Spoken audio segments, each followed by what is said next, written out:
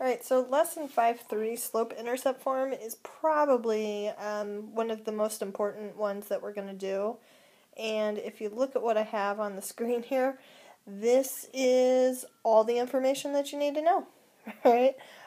Everything right there is what I need you to know and what we're going to talk about. So I'm going to start breaking it down for you. So first of all, the y-intercept. The y-intercept is the point where the graph crosses the y-axis. And that shouldn't be too hard to remember. The y-intercept crosses the y-axis. So here's just an example. The green line is the y-axis, and the graph goes through right at 3. So your y-intercept is 3. Alright, so slope-intercept form is y equals mx plus b. This is going to be your best friend in algebra. Basically everything that we do is going to come back to this y equals mx plus b form. Everything is related and compared to it. So m is your slope and b is your y-intercept. Start getting this memorized now. Alright.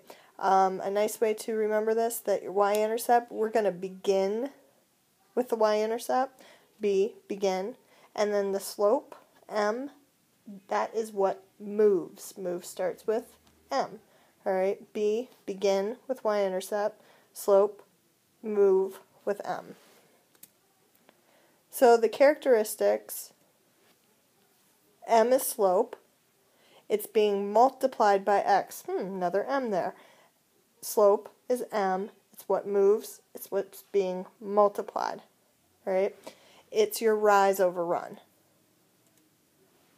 And then your b, your y-intercept, that's what's being added or subtracted to x in the equation. Right? It's your starting point, it's the beginning. Now, writing an equation from a graph, there's only a couple of steps here. First, find the slope. Alright, find the slope. Since we've got the graph, all you need to do is rise over run. And then, what's the y-intercept? All you're doing is looking at the point that crosses the y-axis. That's your y-intercept. So writing an equation from a graph is actually a lot easier than you may have originally thought. So here's an example.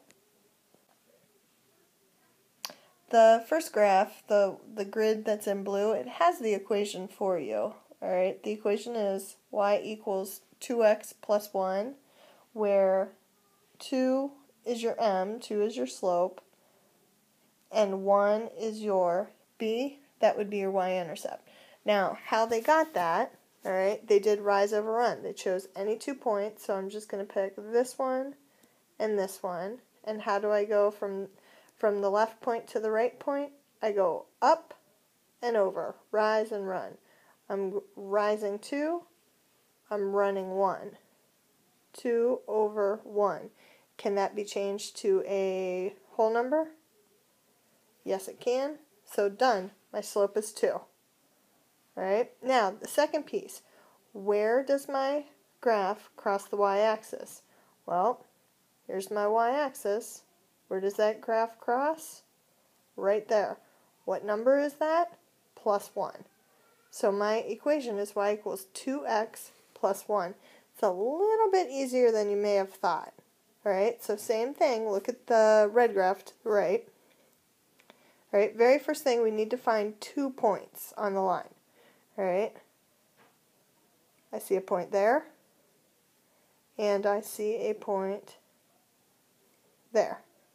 Alright, to go from left to right, up and over.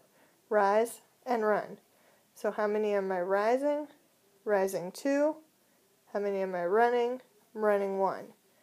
So my rise over run is 2 divided by 1, what we just had. It's the same one. Sorry about that.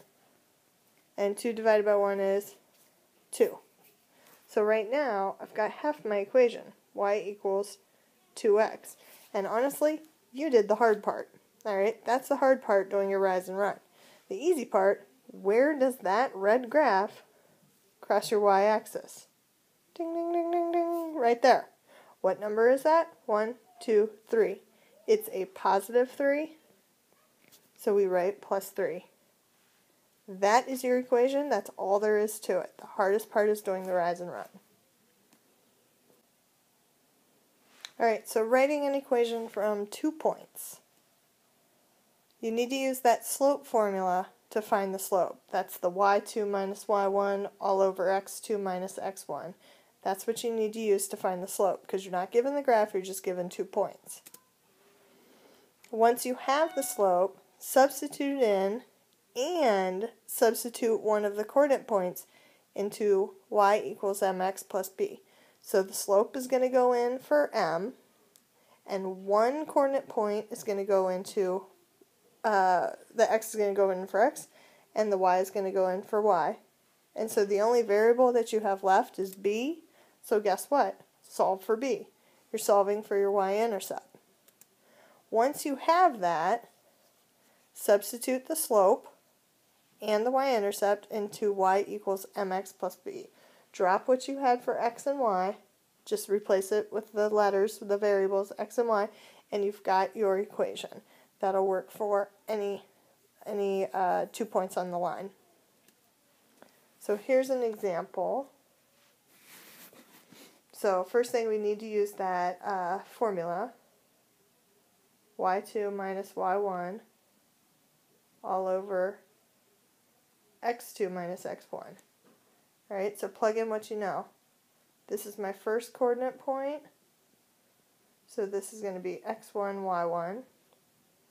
This is my second coordinate point, so it's going to be x2, and y2.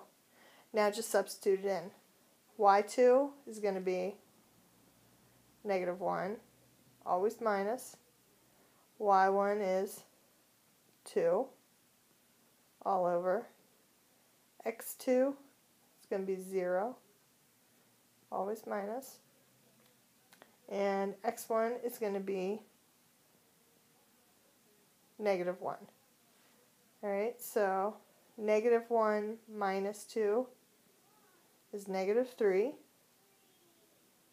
0 minus negative 1, whenever you have a the opposite of a negative, that's going to be plus, so 0 plus 1 is 1. Negative 3 divided by 1 can be turned into a whole number. It's negative 3. I just found my slope. M is negative 3. That is the hardest piece of what you need to do. So now, take your y equals mx plus b, and I know my slope is negative 3. Now we've got to pick one of those coordinate points. It does not matter which one you choose. Just pick one of the coordinate points and substitute the values in. Alright, I'm just going to pick this one here. Y is negative 1. Keep my slope that I just worked so hard to find. And my x is 0. That's a 0, not a 6. Okay? Plus b. Now b is my only variable, so solve for it. Do orders of operations. Negative 3 times 0 is 0. Plus b. Well, if I want to get b by itself, I've got a 0 there. Let's get rid of 0. Negative 1 minus 0 is just going to give me negative 1 is b. So now look, I've got my slope, and I just did all that work to find my y-intercept.